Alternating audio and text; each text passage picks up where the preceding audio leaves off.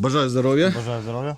Знову ми в гостях у підрозділу СІДА, це безпілотники нашої піхоти, стрілецький батальйон. І зі мною позивний Херсон, ви вже знаєте, знайомились. Це хлопець, який пережив окупацію у Херсоні і зараз боронить нашу країну від російського загарбника. То Херсон тільки що повернувся з позиції, там такі не дуже гарні були справи, будуть і документальні кадри, то поїхали.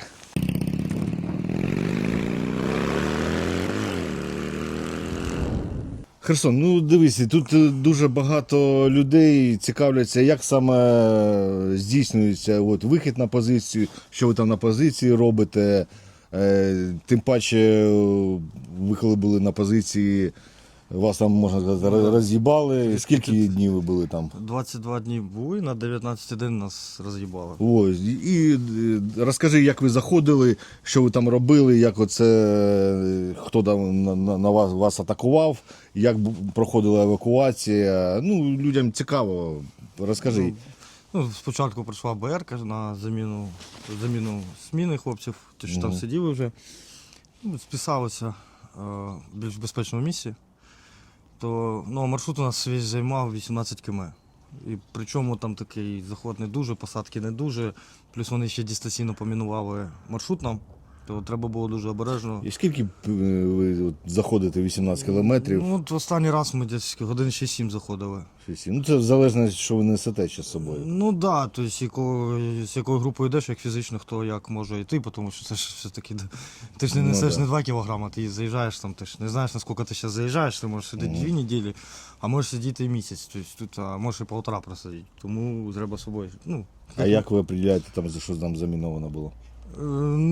Нам скидують в основному, що заміновано. Ну і треба під ноги дивитися, тому що вони зараз дистанційно мінують, то можна навіть за це не знати. Летіти в півішка, просто розкидало і прилетіло. А що, ліпістки зараз чи це ліпістки, і вони видумують всякі там прикольчики. Тобто все, що лежить, взагалі не можна не трогати, і в перчатках мінують. Коротше, во всьому то, що можна. Угу. Мінують, навіть якщо сніг випав, треба дивитися, якщо бугорочок, то на нього взагалі ні в коєму случаю обходити треба. Краще йти по слідам, якщо воно натоптано, йдеш по слідам, то як мінімум впевнені, що пройдеш. Дробовики маєте? Так.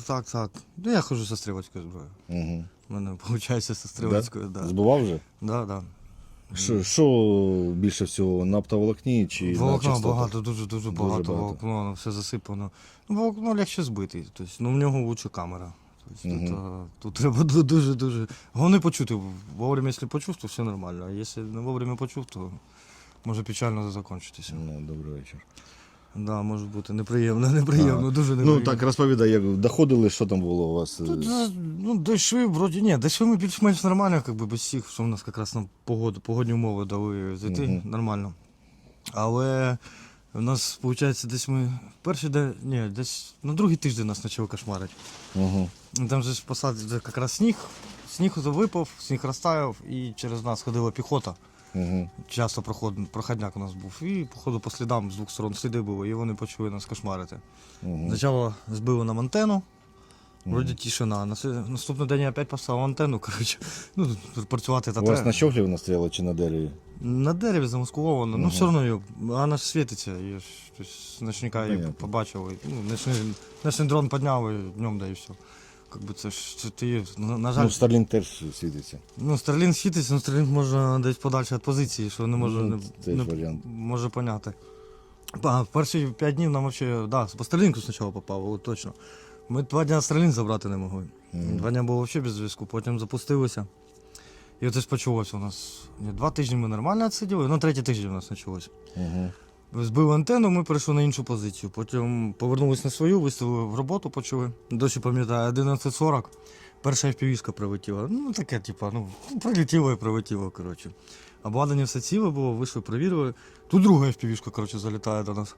Вже я як-то думаю, так, що це не то, коротше. І вони почали кожні 5 минут, стабільно, тобто 2 екіпажі працювало. Тому що коли один екіпаж працює, це переривок 12-13 хвилин. А тут іменно чітко 3-5 минут FPV. Я нарахував 22. І куди вони? В кришу вони намагалися на вход засипати, щоб просто нас перемолотити там. А потім почала арта вона працювати ще. Коротше, FPV-шки, арта, такий проміжуток був. Це просто був пекло. У нас, виходить, вони 80-ки, скоріше, мінометом працювали. Який міномет? Угу. І міномет тут ще... Хорошо, що у нас бліндаж був нормальний. І нам попав прямо в бліндаж один із снарядів і розкрив нас. Угу. Получається, і опять... Бревна розійшлись? Так, да, бревна просто два бревна вилетіло, одно навпіл потреснуло. Це хорошо, що бліндаж був нормальний. Якби був бліндаж ненормальний, чуть-чуть лівіше б воно йшло б, то на жаль, би нікого не залишилось б в живих. То так. І вони що це працюють, на радійку що зв'язь одразу обірвалася. Угу. Радійку я не включав, тому що вони шпілінгують по радійки. Тобто. І ну, чекав, потім таке затище трохи було. І слава Богу, що реально боялись вийти вже, це вже попрощалось життя, коротше, можна так сказати. І тут чуємо два хлопця з сусідньої позиції, живі, кажемо, да, живі, кажуть, вибігайте. І ми перебралися до сусідньої позиції, до хлопців бункери. Угу.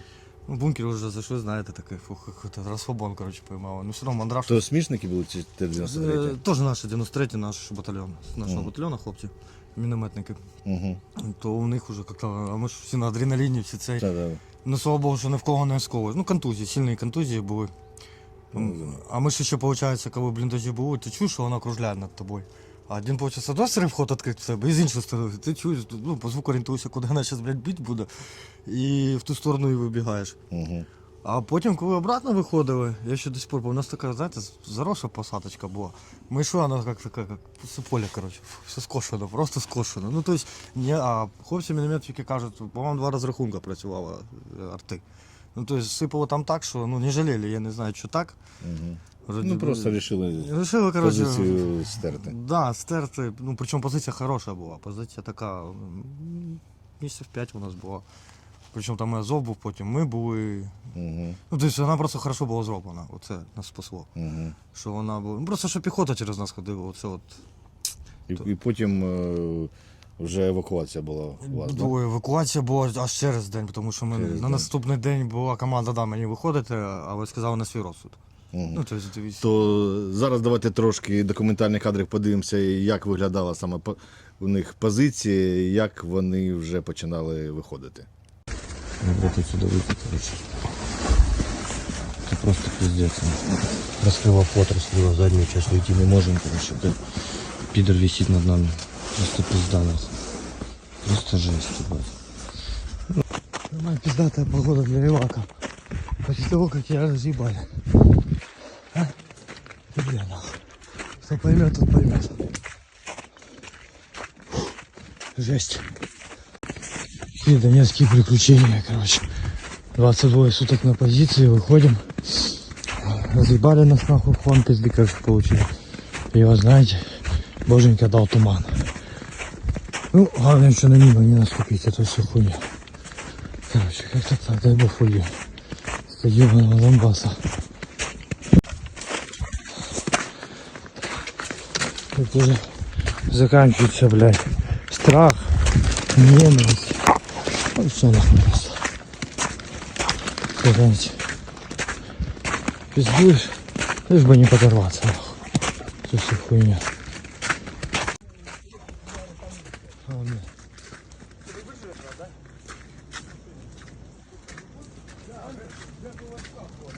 $100 000 вам.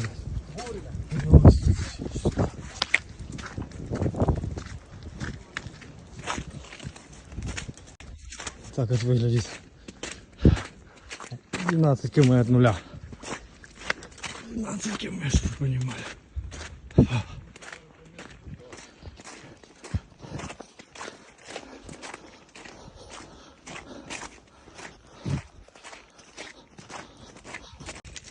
Так что, кто там хочет 100 000, блядь, милости просим за нас, нахуй.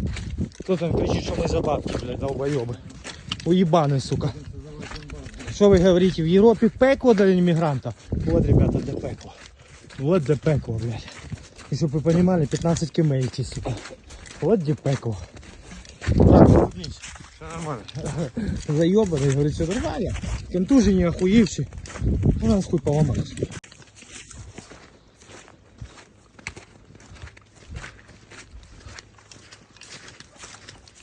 Так, Така хуйня, малята.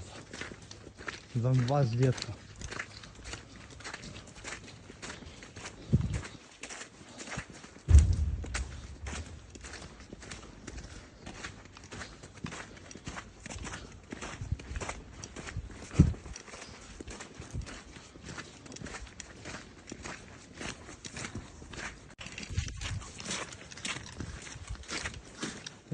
Такой вот это садик был.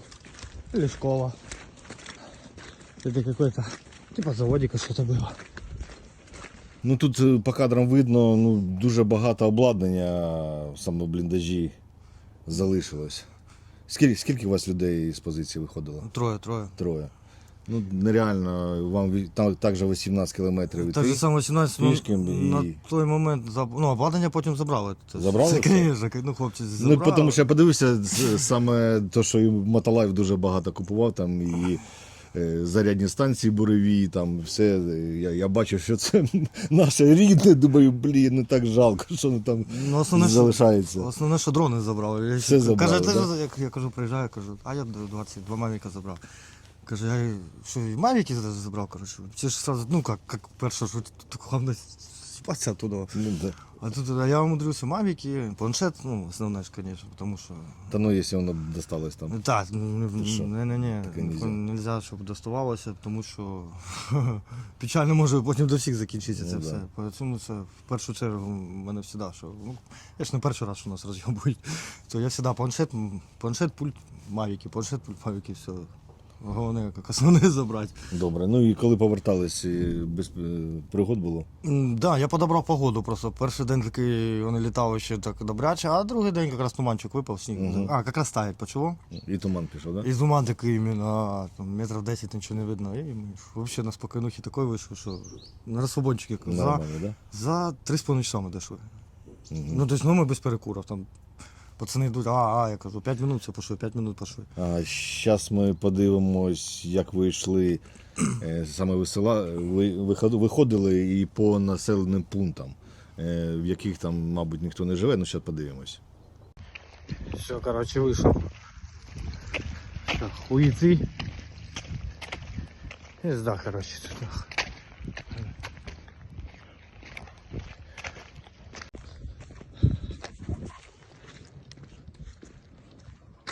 Такая хуйня была. Хаммер, нахуй, как консервная банка. Просто как консервная банка.